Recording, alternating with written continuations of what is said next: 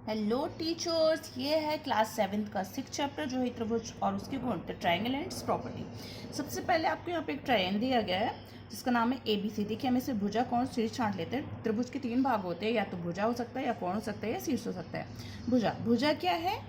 AB। ये जो एक लाइन है ये इसकी भुजा है। और कौन सी भुजा है? BC। ये लाइन ये भी इसकी भुजा है। और कौन सी भुजा है? CA या AC, आप कुछ भी बोल सकते हो। ये क्या है? त्रिभुज की भुजाएं हैं। फिर देखिए, त्रिभुज का कोण क्या है? कोण ये जो होते हैं ना अंदर के से, ये त्रिभुज के कोण कहलाते हैं। तो आप चाहो तो कोण A लिख सकते हो, या फिर क्या लिख सकते हो? कोण BAC। आप ये याद रखिएगा, जब आप ऐसे में कोण लिखते हैं तो जो बीच में अल्फ़ाबेट आता है वही कोण कहलाता है। तो कोण A हो गया, कोण B हो गया, और कोण C हो गया। फिर उसके बाद शीर्ष क्या है? आपकी ये जो कोने होते हैं ये शीर्ष कहलाते हैं। तो शीर्ष क्या है? ABC। ये क्या है? त्रिभुज की शीर्ष है। अब आते हैं मध्यिका पे। मध्यिका क्या होती है? किसी त्रिभुज के शीर्ष को उसके सम्मुख भुजा के मध्य बिंदु से मिलाने वाले रेखाखंड को मध्यिका कहते हैं। चलिए हम एक त्रिभुज बना लेते हैं। किसी त्रिभुज के शीर्ष से, त्रिभुज का शीर्ष कहाँ है? एक A है, एक B है, एक C है। त्रिभुज के शीर्ष को उसकी सम्मुख भुजा, A के सामने कौन सी भुजा है? BC। तो A को मिला दिया हमने BC से। B के सामने भुजा क्या है? AC, ये मिला दिया। C के सामने भुजा क्या है? AB, तो हमने ये मिला दिया। ठीक है। किसी त्रिभुज के शीर्ष को उसकी सम्मुख भुजा के मध्य बिंदु से मिलाने वाली रेखा, ये जो हमने लाइन खींची थी ये AD मान ली, इसको BE लिख दिया, इसको CF लिख दिया। तो ये क्या है? त्रिभुज की मध्यिका है। यहाँ त्रिभुज की कौन कौन सी मध्यिका है? एक AD मध्यिका है, फिर BE मध्यिका है, और CF मध्यिका। ये त्रिभुज की मध्यिका है। शीर्ष लंब क्या होते हैं? त्रिभुज के शीर्ष से ये बनाया हमने एक दूसरा त्रिभुज, यहाँ लिखा ABC। त्रिभुज के शीर्ष से उसकी सम्मुख भुजा पर खींची गए लंब, यहाँ से, अभी ये क्या थी? सिर्फ एक लाइन थी। हो सकता है इधर इसके बराबर इसके बराबर, लेकिन जरूरी नहीं है कि यहाँ पे कितने अंश का कोण बने? 90 अंश का। लेकिन जब शीर्ष लंब बनाओगे आप तो बनने वाला कोण जरूरी है कितने का होना चाहिए? 90 का। ये AD हमारे एक शीर्ष लंब है। कब? जब दोनों साइड कितने कितने अंश का कोण बनना चाहिए? 90 अंश का। BE हमारा एक शीर्ष लंब है। कब? जब इधर पे और इस साइड दोनों साइड कितने का बने? 90 अंश का। CF हमारे एक शीर्ष लंब है। कब? जब दोनों साइड कितने अंश का कोण बने? 90 अंश का। ठीक है। आगे आते हैं त्रिभुज का बाह्य कोण। त्रिभुज के बाहर बनने वाला कोण त्रिभुज का बाह्य कोण कहलाता है। देखिए कैसे देखते हैं, जैसे ये हमने एक त्रिभुज बनाया तो ये तो तीनों अंदर है, ये A, ये B, ये C। लेकिन अगर हम इसको थोड़ा सा बढ़ा दें, ये हमने बढ़ा दिया तो ये त्रिभुज के बाहर बन गया ना। तो त्रिभुज के बाहर बनने वाला कोण क्या कहलाता है? त्रिभुज का बाह्य कोण कहलाता है। इसके कुछ गुणधर्म होते हैं, तो मैं आपको गुणधर्म दिखा देती हूँ, जैसे कि चैप्टर का नेम है। ठीक है। जैसे गुण, किसी त्रिभुज का बाह्य कोण अपने दोनों अंतःकोणों के योग के क्या होता है? बराबर होता है। किसी त्रिभुज का बाह्य कोण अपने दोनों अंतःकोणों के योग के बराबर होता है। जैसे ये दोनों अंतःकोण है, ये बाह्य कोण है। तो अगर आपको x का मान निकाला है, एक ऐसा फिगर आया है एग्जाम में और बोला x का वैल्यू निकालो, तो आप दो तरीके से निकाल सकते हो। कैसे? पहले तो ये पता करो कि यहाँ पे कितना होगा, तो जितना यहाँ होगा फिर 180 में से माइनस करो। या फिर गुणधर्म क्या है कि अंतःकोण जो बाह्य कोण है वो अंतःकोणों के योग के बराबर है। ये बाह्य कोण है, x हमारा बाह्य कोण है, किसके बराबर है? अंतःकोणों के योग के, मतलब 50 + 70 के। तो ये x कितना हो गया? 120 डिग्री। ठीक है। ये गुणधर्म होता है, आपको याद रखना है। गुणधर्म क्या था? किसी त्रिभुज का बाह्य कोण अपने दोनों अंतःकोणों के योग के बराबर होता है। अगला देखते हैं, त्रिभुज के अंतःकोण। त्रिभुज के अंदर बनने वाले कोण को क्या बोलते हैं? अंतःकोण। जैसे त्रिभुज के बाहर बनने वाले कोण को बाह्य कोण बोलते थे, त्रिभुज के अंदर बनने वाले कोण को क्या बोलते हैं? अंतःकोण बोलते हैं। गुण क्या है? त्रिभुज के तीनों अंतःकोणों का योग कितना होता है? 180 अंश होता है। ये आपने बहुत पहले पढ़ा हुआ होगा।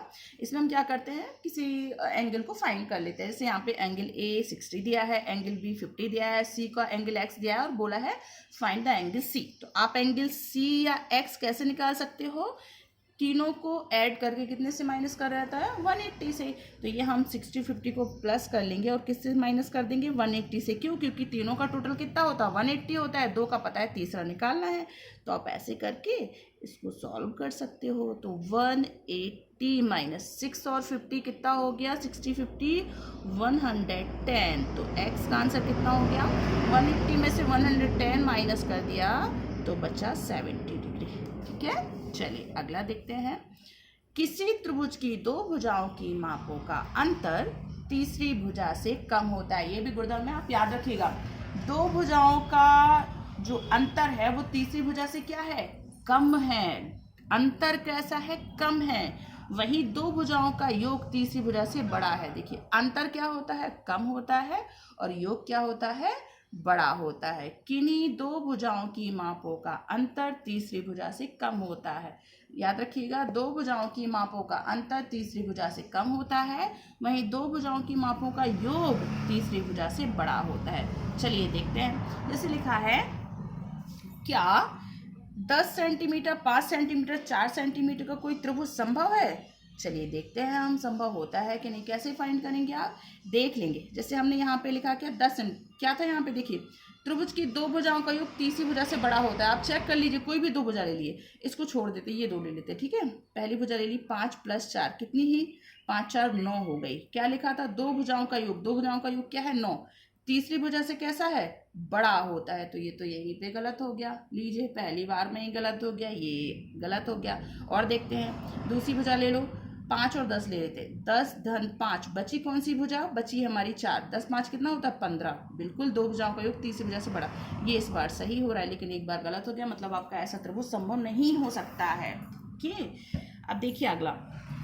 किसी त्रिभुज की दो भुजा 6 सेंटीमीटर 8 सेंटीमीटर है, तो आपको बताना है तीसरी भुजा किसके किसके बीच में हो सकती है। ये ना आप इन्हीं दोनों गुणधर्म से निकालोगे। क्या लिखा है, दो भुजाओं की मापों का अंतर तीसरी भुजा से कम होता है। दो भुजाओं की मापों का अंतर 6 और 8 है ना आपकी दो भुजाएं, तो चलिए, और दो भुजाओं का योग तीसरी भुजा से बड़ा होता है। तो पहले हम योग करके देख लेते हैं। 6 + 8 कितनी हो गई, 14। ठीक है, घटाना करके देख लो, 8 - 6 कितनी हो गई, 2। मतलब आपका जो मान है, जो तीसरी भुजा है, वो 2 से क्या होगी, ज़्यादा होगी, और 14 से कम होगी। जो आपकी तीसरी भुजा है वो किसके किसके बीच में होगी, 2 तथा 14 के बीच में। 2 से बड़ी और 14 से, वो जो संख्या कैसी होगी, 2 से बड़ी है भुजा, लेकिन किससे छोटी है, 14 से छोटी है।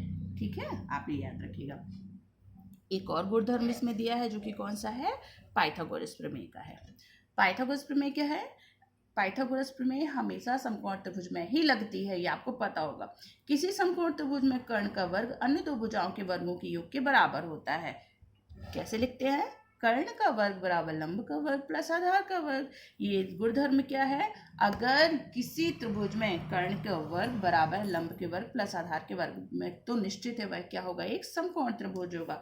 आप इसको सॉल्व कैसे करते हो, कुछ क्वेश्चंस दिए रहते हैं, जैसे ये ऐसे। अब पहचान बता देती हूँ मैं। जैसे ये त्रिभुज बना, जहाँ 90 अंश का कोण बना होता है, 90 अंश के सामने की भुजा हमेशा लंब कहलाती है ना। ये क्या है, ये हमारा कर्ण है। 90 अंश के सामने का ये क्या है, कर्ण है। 90 अंश जिस पे बना होता है वो क्या कहलाती, लंब। और नीचे वाला ये क्या है, हमारा आधार। ठीक है, जो समकोण त्रिभुज की सम्मुख भुजा हमेशा कर्ण कहलाती है। समकोण त्रिभुज के सामने की भुजा, जहाँ पे कोण होता है उसके सामने की भुजा क्या कहलाती, कर्ण। और जो लंबाई में है वो लंब है, जिस पे खड़ा है वो आधार है हमारा। चलिए निकाल लेते। एक्स का वैल्यू निकालना होता है कर्ण का वर्ग, तो 5 का वर्ग बराबर लंब का वर्ग 4 का वर्ग धन आधार, तो x का वर्ग। 5 का वर्ग 25, 4 का वर्ग 16 प्लस x का वर्ग, तो प्लस का 16 इस साइड आएगा, तो किस में हो जाएगा, माइनस में। 25 - 16 बराबर x का वर्ग। तो 25 में से 16 माइनस करें तो कितनी बचेगी, 9। x² = 9, x √9, और 9 कितने का होता है, 3 का। तो आपका जो आधार था वो कितने का हो गया, 3 सेंटीमीटर का।